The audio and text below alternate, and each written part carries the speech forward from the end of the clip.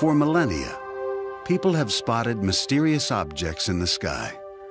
Most witnesses are ordinary, sensible people, startled at what they see. Many now report their encounters to government officials who deny any knowledge of UFOs. Conspiracy? Cover-up? Or an ominous miscalculation of the power of the unexplained?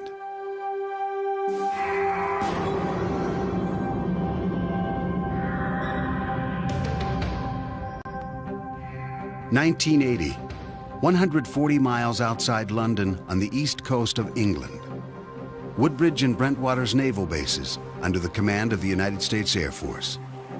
Together they formed the largest tactical fighter wing in the world.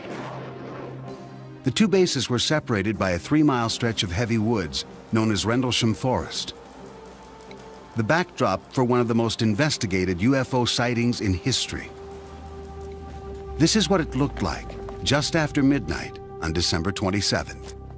Woodbridge security supervisor, Sergeant Jim Peniston, rushed to the East Gate, where sentries alerted him to strange lights. My first thought on it was an aircraft downing, a possible aircraft crash. There was a color scheme of red and yellow and some white light. That's the reaction to get with chemicals. Peniston radioed back to the flight supervisor and was given permission to investigate. He and the sentries advanced into the darkness until they stumbled on a sight they could not explain. The air, for example, had a feeling of electricity in it. My feelings at the time ran from confusion to disbelief. I could not understand for the life of me what this could be. The craft itself measured approximately 9 feet by 9 feet, triangular in shape. It had no cockpit as far as I could tell. There was no windows, just this very highly shiny black glass-like material. And I think the most fascinating part of it, at least as far as I was concerned as the investigator, was the fact that this had identifiable inscription, symbols on the side of it. Peniston says he approached the craft. It was warm when he touched it. Suddenly, it began to move, lifting up silently right before his eyes and disappearing into the night sky.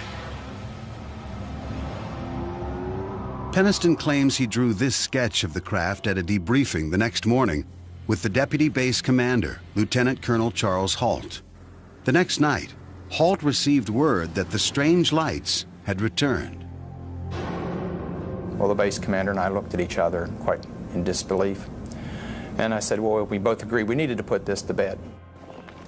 Eager to debunk the entire affair, Halt collected a Geiger counter, night vision star scope, and a handheld tape recorder. Then, with a few men from the Disaster Preparedness Unit, he drove to the area where Peniston had seen the UFO. Soon, the portable lights they had brought mysteriously flickered and died. Halt, concerned for the safety of his men, ordered several of them back to the East Gate.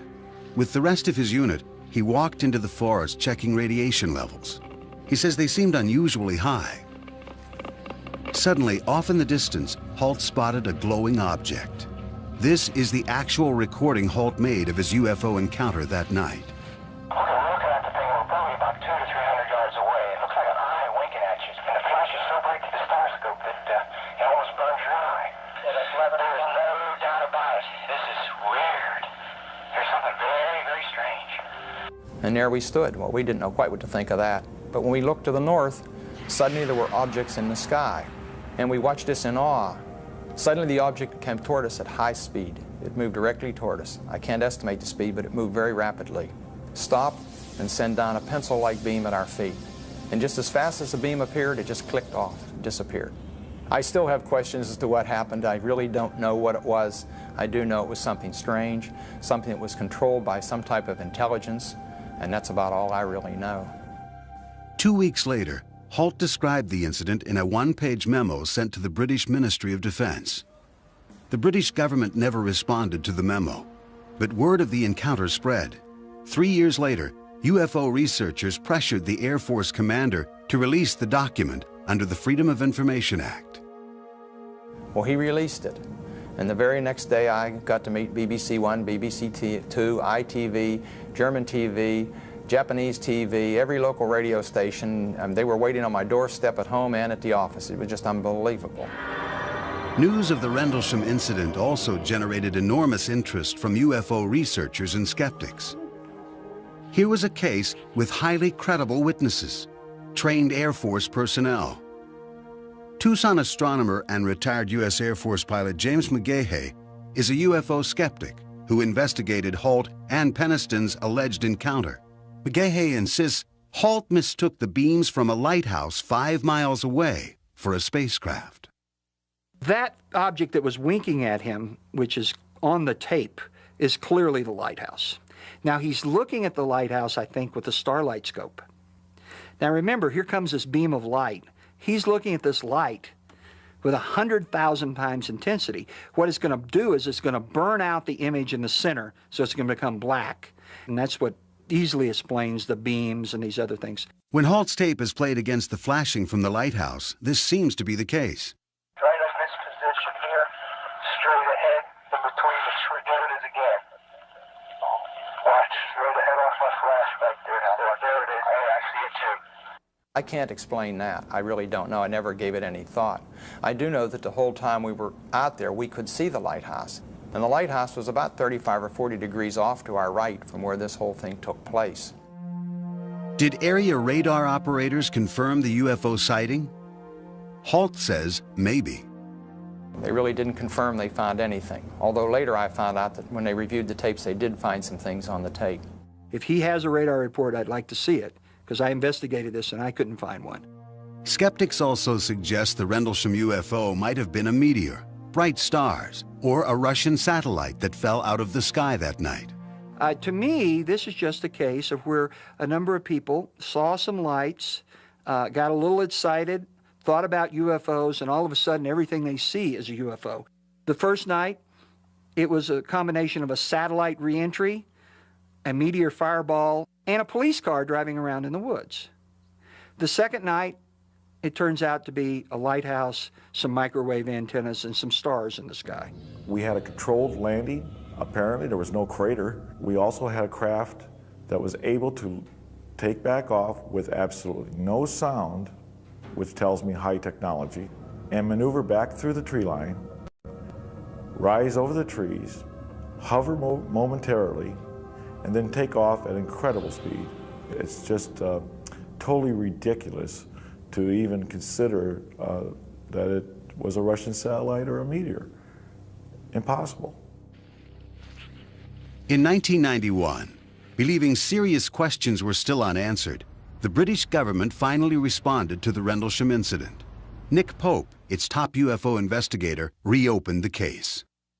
I've always felt that Rendlesham Forest is a case which displays a lot of important factors all drawn together. You have a multiple witness event. Those witnesses are trained military observers. The Defense Radiological Protection Service had no explanation as to why the radiation readings taken by Colonel Halt's team were so high. Undoubtedly, something very strange had happened there. Pope requested further investigation. The British government said no and closed the file. Perhaps in part due to this fact, Sergeant Peniston arrived at the site at approximately 1 a.m. and re-emerged from Rendlesham Forest after dawn, but can only account for less than an hour of his time. Skeptics question how Peniston could make such an historic discovery and yet not report back to the base for several hours. What we had thought was apparently only maybe an hour's worth of investigation time turned out to be 4 hours. I got a feeling that might have been the adrenaline. We were pumped up at that point in time. What is it that Peniston says he saw and touched that night? To this day, he is perplexed by the entire incident.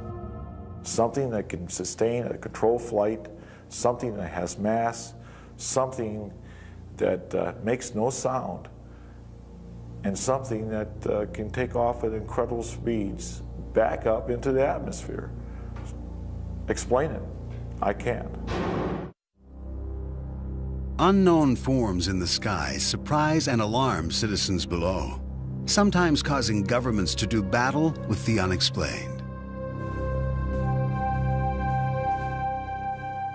Belgium, the center of Europe, and the focus of one of the most famous UFO encounters in history. On the evening of November 15, 1989, police officer Francis Michelzik had completed a few hours of routine patrol in Anze Belgian village near the German border, when Michelzik says he looked up and became one of the first witnesses of the Belgian wave. Nous avons observé une masse importante qui était dans le ciel. We saw a large mass in the sky, a triangular mass with three lights oriented downward, about 200 meters from our police van. Cet objet ne faisait pas de bruit et était immobile. The object was silent and immobile. This object did not correspond in any way to anything we'd seen before. À ce que nous avions déjà pu voir dans le passé. 2 weeks later, Dieter Plumens, a member of the Gendarmerie, the Belgian National Police Force, heard over his police radio fellow officers nearby reporting a strange object in the night sky. At first, when we heard our colleagues talking to dispatching, we thought they were crazy. Plumens requested permission to investigate, and when he reached the edge of town, he says he witnessed an astounding sight.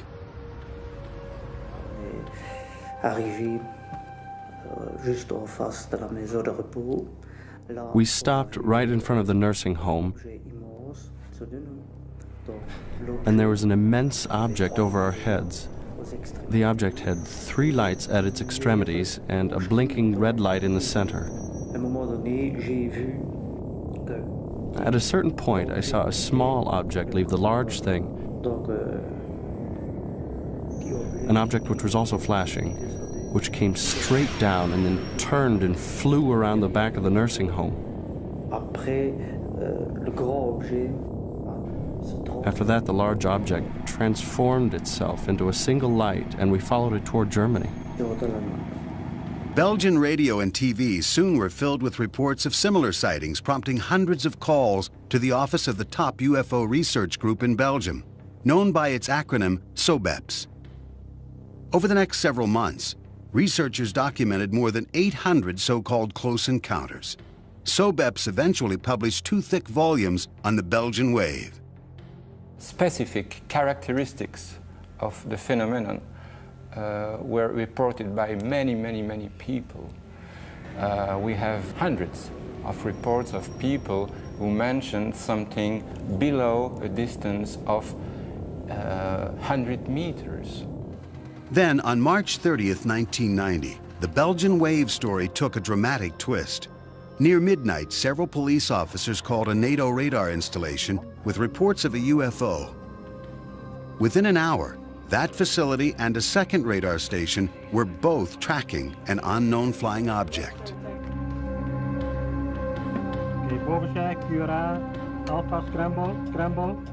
The chief of operations for the Belgian Air Force, Lieutenant Colonel Wilfred de Brouwer, ordered ground command to scramble a pair of F-16 fighter jets armed with missiles.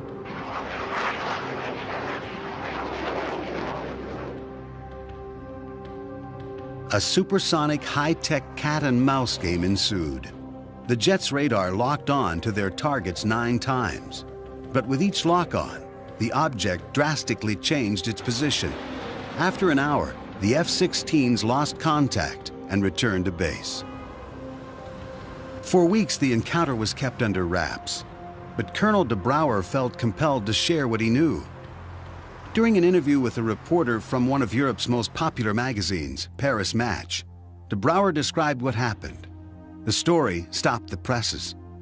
Within days, de Brouwer called a news conference and told reporters from around the world what he knew and what he didn't know. This is what the pilots saw on their radar. The UFO appears as a diamond in the center of the screen. What these pilots detected was well outside the normal flying envelope of an airplane. In other words, sometimes they had what we call lock-ons on a target, which gave a parameters varying from speeds between 150 knots till 990 knots. an acceleration which occurred in a few seconds. These speeds would be impossible to tolerate for a human being. Colonel de Brouwer never suggested the mysterious flying craft was from outer space. He only said its speed and rate of acceleration were unexplained. Over the next few months, the sightings became more sporadic, and the Belgian wave came to an end. Did the skies over Belgium become a way station for alien spacecraft? If not, what did thousands of people witness? Physical evidence is the key to proving the existence of UFOs. The Belgian wave, despite hundreds of credible eyewitnesses, has produced only one piece of convincing evidence. This photo, taken by a civilian bystander in the town of Petit-Réchon. The photo was examined by former NASA scientist Richard Haynes, a specialist in vision, optics, and human perception. My analysis of the Petit-Réchon photograph suggests very strongly to me that the object that was photographed does not obey laws of physics as we know them. Second point I would make is it's not a forgery. And finally, I think that there may be some clues in this photograph having to do with propulsion and lift. Belgian scientists and skeptics tried to calm what they considered the UFO hysteria of the Belgian wave. A professor at the Astrophysics Institute at Belgium's prestigious University of Liège, Pierre Mega, decided to put the Petit-Réchon photo to his test. We tried to reproduce this photograph, and we produced this picture, which is well, very close to the original picture. So I think the only way to go ahead and to try to understand more is to do as we did, to analyze the witness report together with the photograph and to see if everything is consistent. And there are so many inconsistencies that it's very hard to believe it's a true picture. I don't see how someone could recreate this down at almost the grain level of the film. It would take a Steven Spielberg kind of a capability to do this in a technical laboratory. The most convincing evidence for the skeptics' position involved the radar lock-ons by the F-16s. Belgium's Electronic War Center analyzed the radar tapes and found that the object descended below ground level at some points, a physical impossibility. The center concluded that all but one of the radar lock-ons were really caused by electromagnetic interference or unusual atmospheric conditions. Eventually, even SOBEPS agreed. But one major question remains unanswered and unexplained. Experts say that when ground-based and air-based radar track the same object simultaneously, the object is real. One of the lock-ons, a simultaneous tracking of the UFO by one of the F-16s and the ground radar station, has never been explained. If I remember, it's lock-on number 9. Which has some very weird characteristics. And these characteristics doesn't fit with atmospherical explanation, not at all. Thousands of people still wonder if what they saw came from another world. Others ask if that single perplexing radar report is a clue to civilizations in distant galaxies. Questions for those who find answers in the unexplained. For years, the U.S. government seriously investigated sightings of UFOs. Thousands of cases passed through the hands of military and other government agencies. Most of these cases had rational explanations. The rest remained classified as unexplained.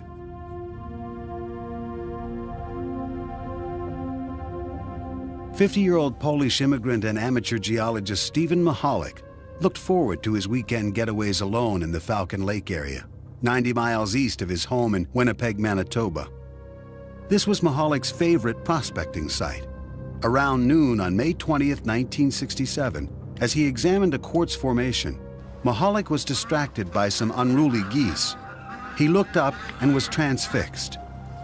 He says he saw 2 cigar-shaped objects glowing red in the sky. The following is a recording Mahalik later made of what he saw next. The size, was amazing. And here they're coming down. With speed, I just can't describe. Amazing speed. Mahalik says one of them stopped, suddenly accelerated, then disappeared. The other landed about 50 yards away. He watched in awe. I hear shh, and I hear a high-pitched whistle of running equipment, pumps on high speed. When the thing landed, it was of gray-pink color. It's stainless steel, and it was pink hot.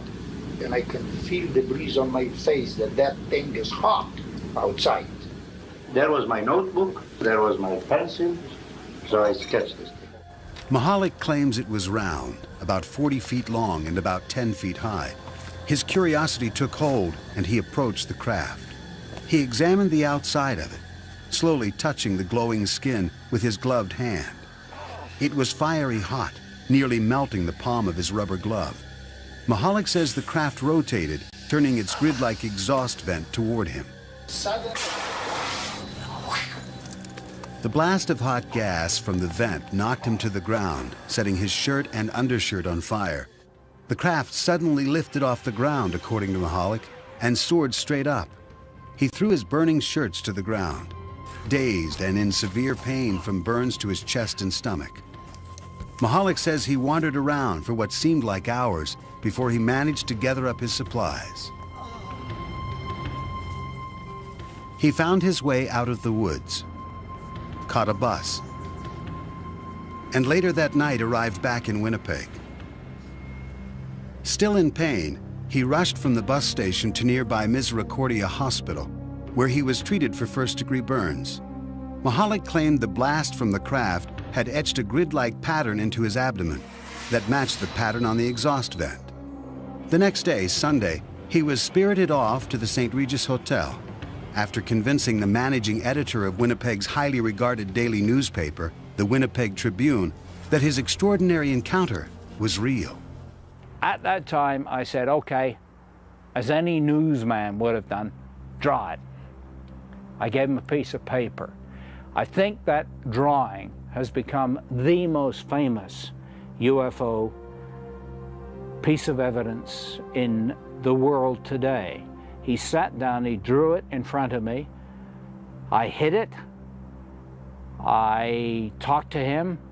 I called doctors, I called police, and I sure as hell didn't want the Winnipeg Free Press getting the story. Monday's edition of the Tribune led with this headline: Mahalik soon became a sensation worldwide.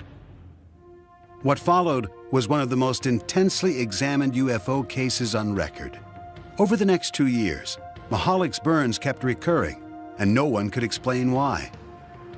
He was examined by more than a dozen physicians in Canada and the United States, including doctors at the Mayo Clinic.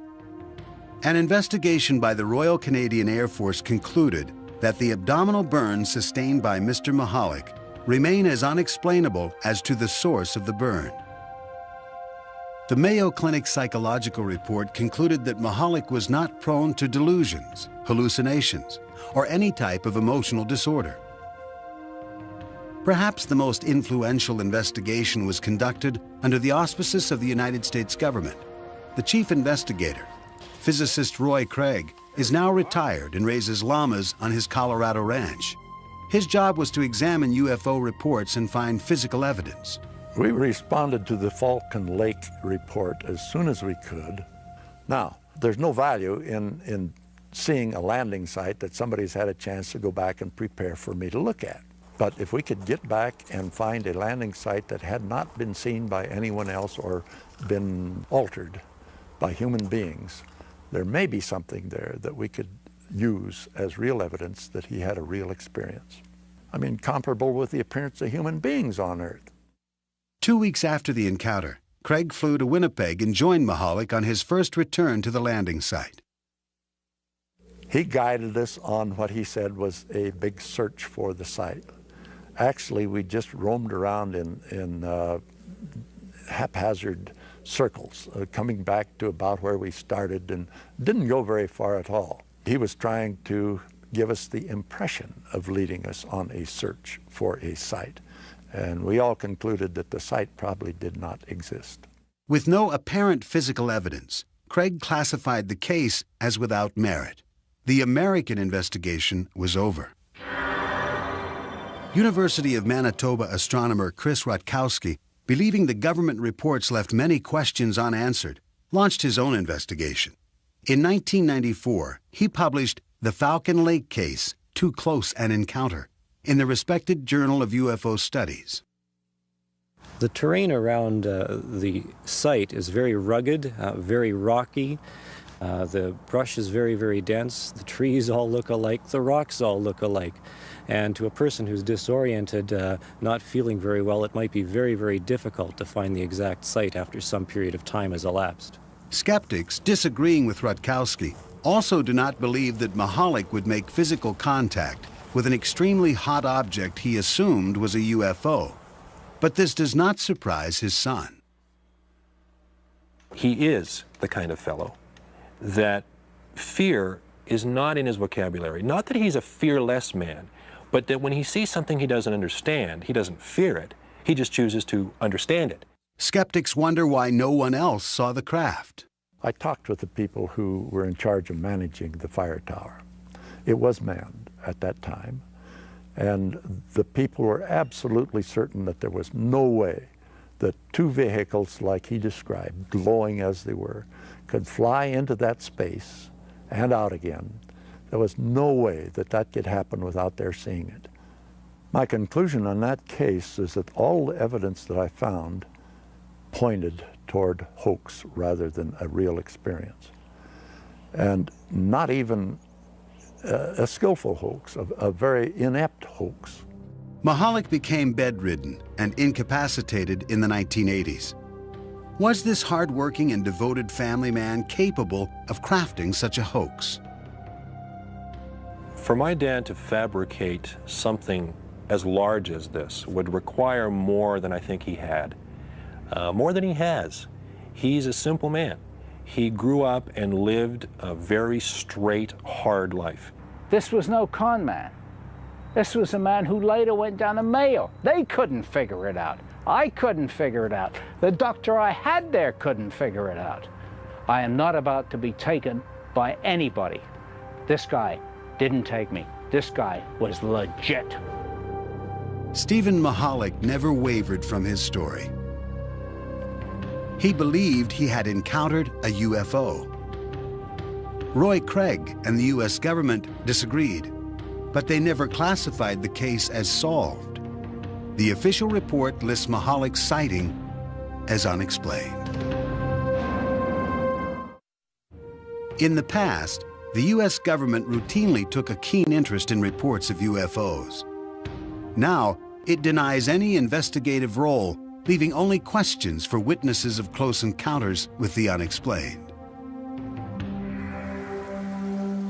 On the night of March 8, 1994, something strange was sighted in the skies over Holland, Michigan, on the southeastern shore of Lake Michigan. Witnesses were startled and called police. There were at least 4 lights, and they were all flashing like okay, they were the sequence. It was a kind of like a V. There was like probably 4 or 5 lights, and they were all flashing right in a row from the top all the way down to the bottom. The lights hovered over the outskirts of town near the home of Holly and Daryl Graves. Their 15-year-old son, Joey, was sitting in the living room watching TV. Out of the corner of my eye, I saw a light, and I looked out the window, and there was a round circle of light. I called my parents, and they were sleeping. They didn't know what was going on, and my mom, she called 911 to get a cop or someone out here to look at it. 911. We were just wondering, have you heard anything about these lights that are flickering up here? It's different. I've never seen anything like it. Okay, we'll have somebody check it out. It looked like a sphere. The lights were really weird because they changed, but they kind of faded into a different color, so it wasn't like regular lights. So it was kind of weird. We watched it up to about a half hour, just slowly moving south. We were just in awe, I think, about the whole thing. There was no noise. It was very peaceful out.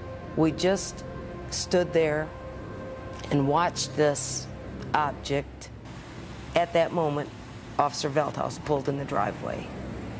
Well, what I saw were two bright lights. Their movement was something that really caught my attention. Their speed accelerated, and then it slowed down again. And I decided to have our 911 dispatcher contact a radar operator in Muskegon, Michigan. It was a clear night. It was about 10 p.m. I was alone on duty, and we had a call from the central dispatcher in Ottawa County, which is quite common for the police department to call us whenever they have any type of weather questions. Weather Service, Muskegon. Hi, Muskegon. This is Ottawa County 911 calling. You getting anything weird down in the southern Ottawa County area? Bouchon checked his radar for any images, what radar operators call returns. I'm seeing 3 of those. They're very strong. These are huge returns. I've never seen anything like this. Not even when I'm doing storms. This is really weird. These are bigger than planes. They're about over center of Lake Michigan, 3 of them in a triangle. What was extraordinary about this case was that radar apparently detected the object at the same time witnesses saw it. It is a level of confirmation rarely achieved in reported UFO sightings. Airplanes look like they're moving.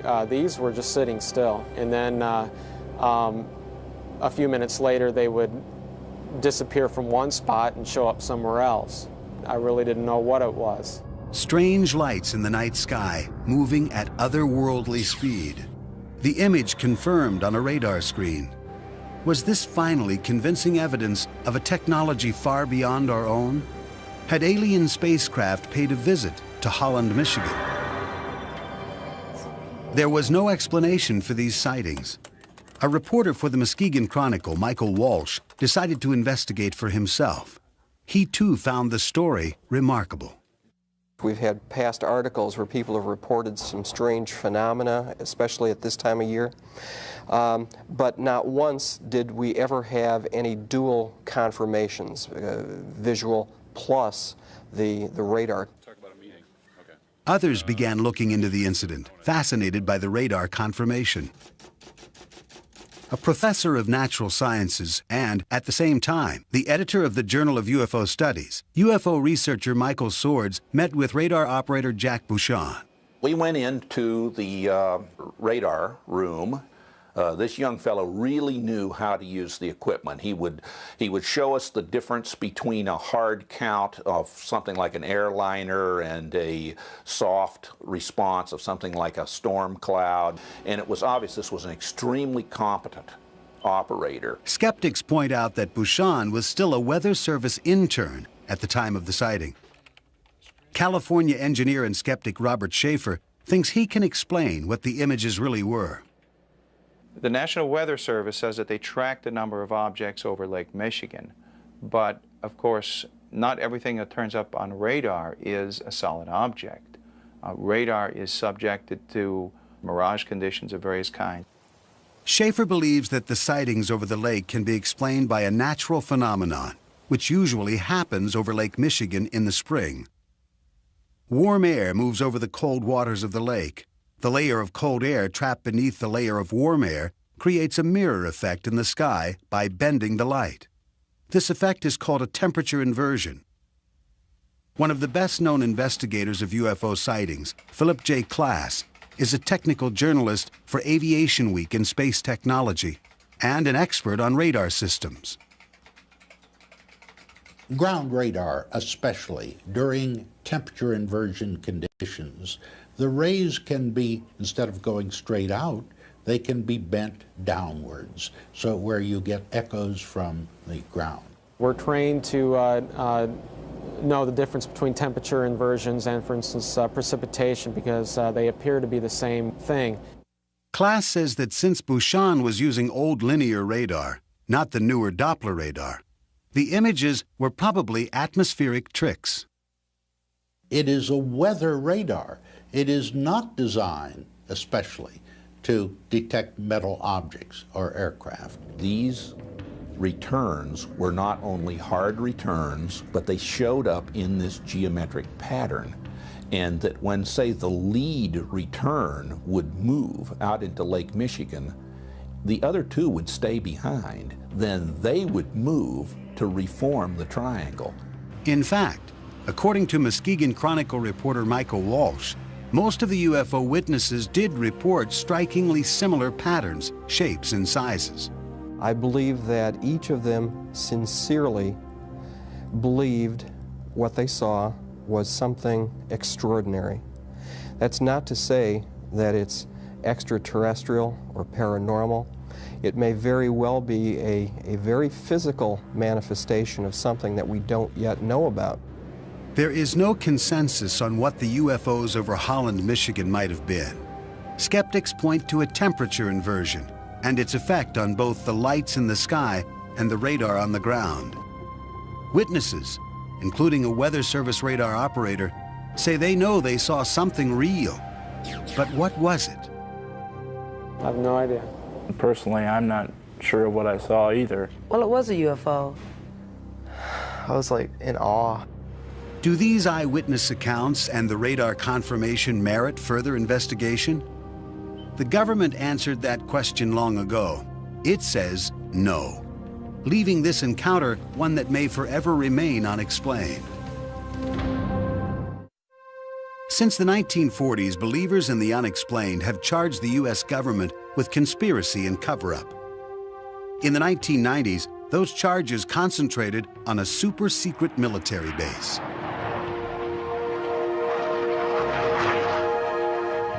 In the heart of the desert, on the outskirts of Las Vegas, sits Nellis Air Force Base.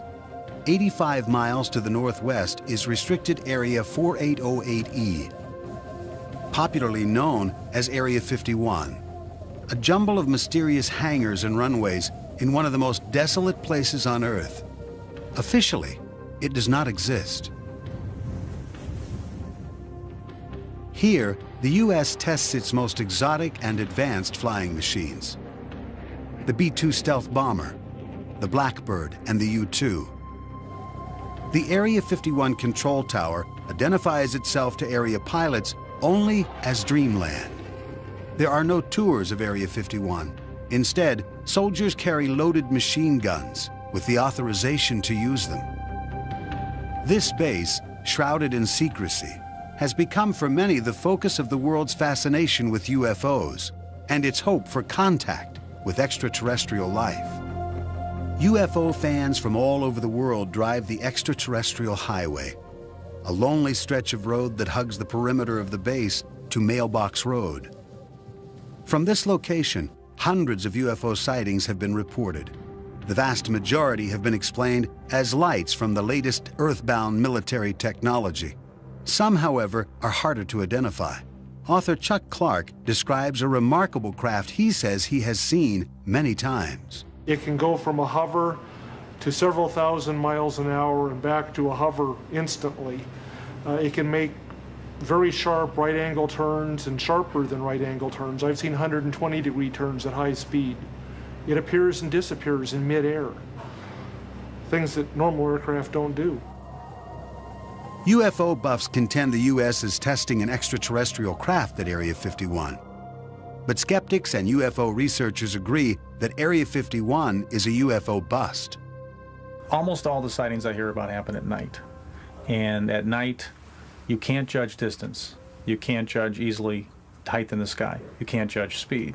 You can't judge actual performance. What I think is that there are no UFOs there. There are no UFOs being developed there. There's no UFO technology there. Today, the government does not investigate UFO sightings, but for years, they were of vital interest. Beginning in 1948, the U.S. Air Force began what became known as Project Blue Book, the government's official UFO investigating arm. But both skeptics and UFO believers say Project Blue Book was half-hearted at best. As time went on, and especially after the year of 1952, Blue Book's mission was changed. It was changed from being a somewhat serious look at unidentified flying objects to be basically a public relations office to try to diffuse emotionalism that was occurring in the American public about this. So, because this was a rather unsatisfying task to the people at Wright-Patterson Air Force Base, they tried rather continuously from the mid-50s onward to get rid of this task. In 1966, the U.S. Air Force commissioned the University of Colorado to conduct a thorough evaluation of the UFO phenomenon. The Condon Commission, named after its chairman, Dr. Edward Condon, began an 18-month investigation that ended in controversy. Condon was an eminent physicist who ridiculed UFOs. He didn't take it seriously. He didn't spend time on the project. So the project went wrong because essentially from the top, not the scientific staff, but from the top, it was designed to help the Air Force get rid of the UFO problem. Well, how could it be designed to do that unless it said UFOs weren't important, weren't serious, and weren't a scientific problem? Retired physicist and former investigator for the Condon Commission, Roy Craig, strongly supports the Commission's work. We'd have some excellent reports come in with all sorts of proof that there was a strange vehicle there. And each bit of evidence that we checked out turned out to not be what it really sounded like to start with. And the evidence just plain got less and less. The more we learned about the case, the less mysterious it became. The Commission considered whether UFOs were a threat to America's airspace, demanding military investigation. There was no threats to our security, therefore they really didn't have to interject themselves in the investigation. They could leave this over to civilian agencies. We don't have any national security defense against this anyway. And if these characters wanted to do something really overtly and catastrophically nefarious to us, this would probably gone on a long time ago. The Condon Commission concluded that the government should stop investigating UFOs.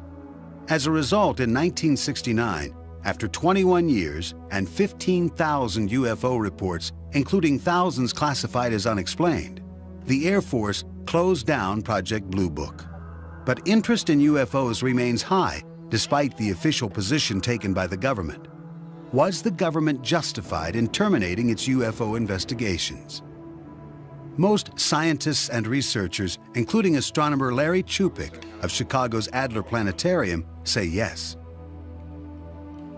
We don't find that the stories of aliens in some government hangar are true. We don't find pieces of spacecraft. I think when people look at the sky and they don't know what they're seeing, they tend to think of unusual things.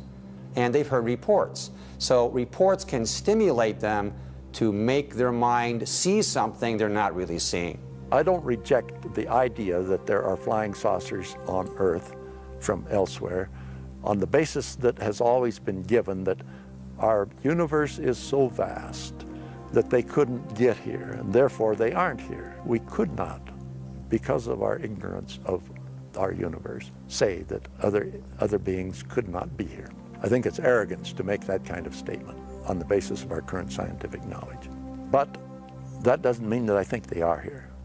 I don't believe we've been visited by extraterrestrials. I haven't seen the evidence for it yet. So we say the question is very much open and should be studied carefully. For 30 years, I've been looking. I have yet to find a single piece of scientifically credible evidence to indicate that we have alien visitors. All we have are unexplained cases. Have we been visited by extraterrestrials?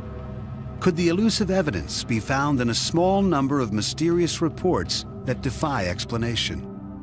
Almost all of them turn out to be things we as scientists can identify, even though most people couldn't. Now, those last few are always questionable because neither we nor the observers know what they are. These are the unexplained. People will always stare at the sky and wonder about its mysterious images. They then will turn to their leaders for answers. The leaders turn to science. In the end, people have a choice. Accept the answers of science or embrace what lies in the vast reaches of the unexplained?